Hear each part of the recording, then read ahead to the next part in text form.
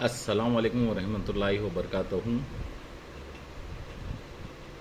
You need to be the source of some form of happiness, a smile. When they see you, they are so reassured, that's my brother, that's my sister. They're not going to harm me. That's the whole essence of Assalamu alaikum. Islam is based on Assalamu alaikum. You see someone, one of the quickest signs is Assalamu alaikum. Subhanallah. You smile and you say, Wa alaikum assalam, my brother, my sister. What does it mean? It means I guarantee you I won't harm you. That's what it means. I guarantee you I won't harm you. That's the meaning of Assalamu alaikum. May peace be upon you from my harm. That's what it means. I won't harm you. Today for us, let's be honest, Assalamu alaikum with a beautiful smile, and you're daggering the man behind his back like you can't believe. You've robbed him, you've cheated him, you've stolen from him, and you're looking forward to more. And every time you greet, the broader the smile, the bigger the dagger. May Allah protect us. That should not be the case. Allah used to dress up for his family. How many of you, and I challenge you, it's a Friday, we're talking of the best husband, the most blessed of all creation, the highest in rank of all. I tell you one thing, we need to follow him. Let's not just pay lip service to it. It's not just about lip service, my beloved brothers and sisters. Dress up. You go home, take pride in your hair, take pride in your clothing, what you look like, what you smell like. You come home, they should look at you and feel attracted. Come on. The Prophet ﷺ was intimate with his spouses, and he fulfilled that right of his spouses. How many of us, a month passes, we haven't even been intimate with our halal wife? She's busy waiting, she's dressing up, she's trying to attract you. Say, I'm tired. You're tired for what? There's an ibadah to happen at night. Some of us might be weak for tahajjud, but you can't come and complain that you cannot be intimate with your own spouse. You get a similar reward. Wallahi. And I'm not ashamed to speak about it. I've spoken about it several times, because men are guilty of thinking that women don't have sexual needs. Yeah. This was the Prophet ﷺ. He tells the companions, Fi budu'i ahadikum sadaqa. Remember, when you're intimate with your wife and you fulfill her needs and you satisfy her, it is an act of charity. The Sahaba were rightly so. They asked the question, oh wow, is it really a charity? He says, well, if you put it in haram, would you get a sin? So they said, yes, we would get a sin. Well, if you put it in halal in a proper way and you're conscious of the fulfilling of the rights, you definitely get a reward. That's the messenger, that's the husband. So when you get home and you are intimate with your spouse, remember, listen very carefully, wallahi, it is a deadly question. Is it compulsory in these days for a woman to cover her face? That's the question. The answer is, every woman who is listening to me now, you are on a certain level. Maintain that level if it is within the frame of the Sharia, with an intention of getting to the next one, and strive towards getting to the next one. Meaning, when I say maintain it, meaning don't go back on it. That's what I meant. If Allah has granted you the ability to put a scarf on your head, don't ever remove it and try to get to the next stage. If Allah has granted you the ability to wear a niqab, don't ever remove it and try to get to the next stage. If Allah has granted you the ability to cover even those eyes of yours and just put a few holes in the, flap, maintain it, get to the next level. If Allah has granted you the ability to wear a cloak, maintain it and get to the next level. If Allah has granted you the ability to wear a thick, loose cloak, maintain it and get to the next level. If Allah has granted you the ability to wear a cloak or a burqa from your head going down so that even the shape of your shoulders is not shown, maintain it and go to the next level. If Allah has granted you the ability to abstain from speaking to na-mahram, maintain it and go to the next level. If Allah has granted you the ability to do hijab and to cover your face even from those who work for you of the opposite sex, maintain it and go to the next level. Subhanallah. So I'm sure you can see the levels that I'm speaking about. I have dodged the question and I intend to dodge it intentionally. The reason is, I don't want to give people who are trying, sad news so that they feel, we are useless. Everyone who is trying, try harder. There is no level that you can get to and say, you know what, now I've arrived.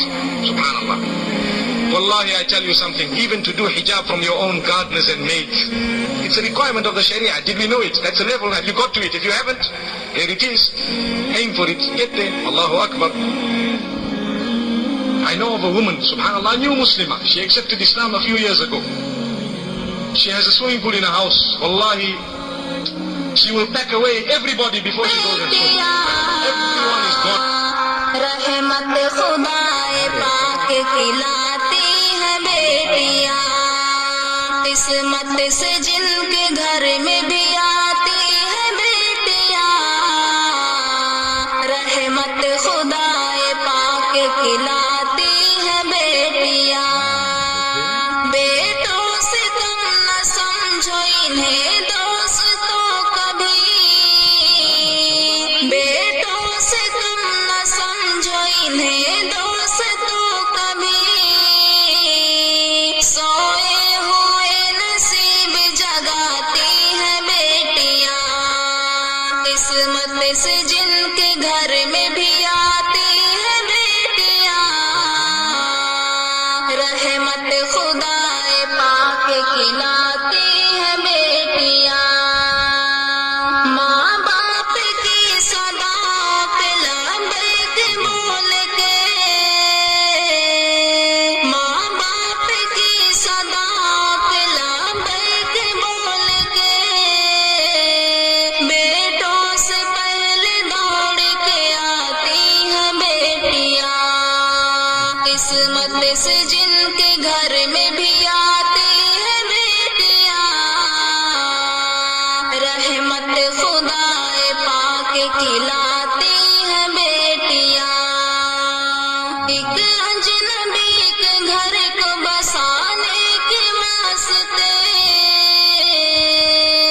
एक अजनबी के घर को बसाने के वास्ते, वालिद के घर को छोड़ के जाती है बेटियां, वालिद के घर को छोड़ के जाती है बेटियां, किस्मत से जिनके घर में भी आती है बेटियां, रहमत खुदाए पाक खिलाती है बेटियां।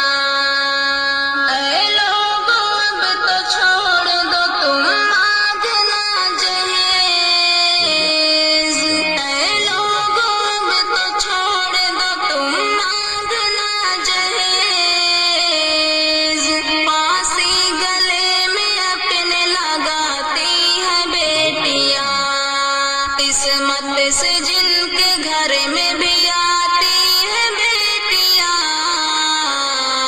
रहमत खुदाए पाक खिलाती है बेटियां।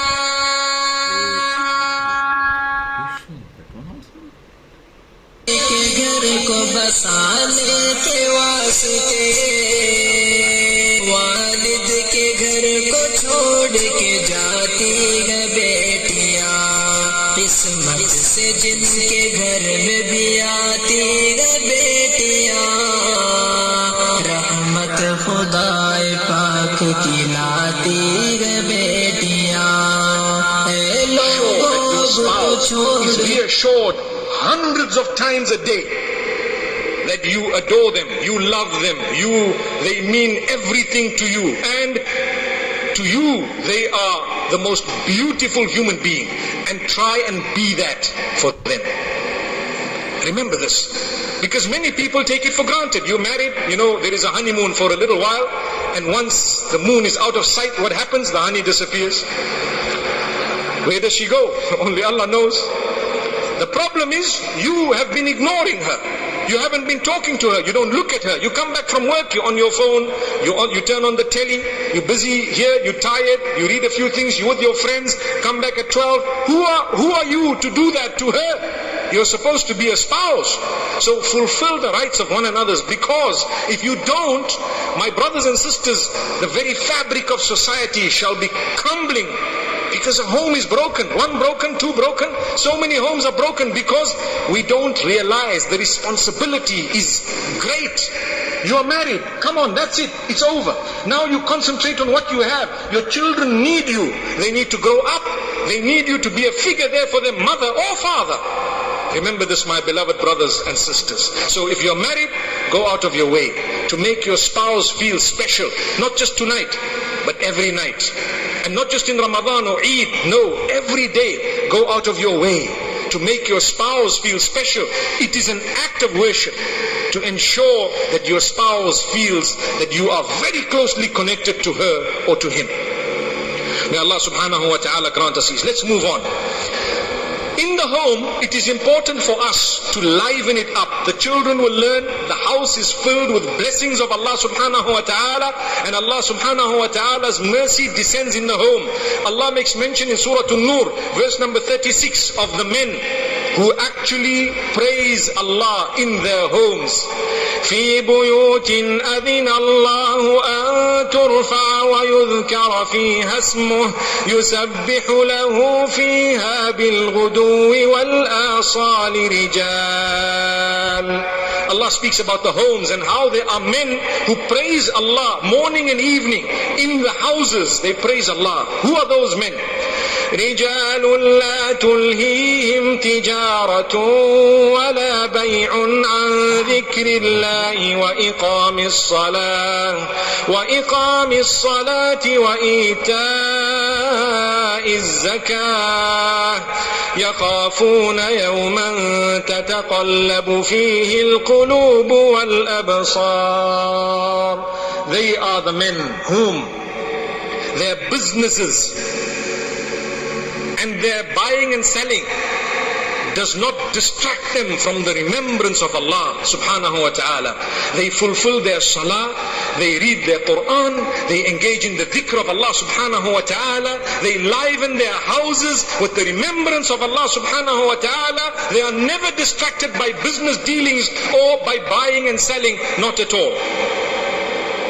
Allah subhanahu wa ta'ala says they are the ones who fear the day of judgment. They are the ones who are conscious of the day, that the hearts will be turning and the eyes, the vision will be turning the day of judgment. If we are conscious of the day of judgment, we will prepare for that day.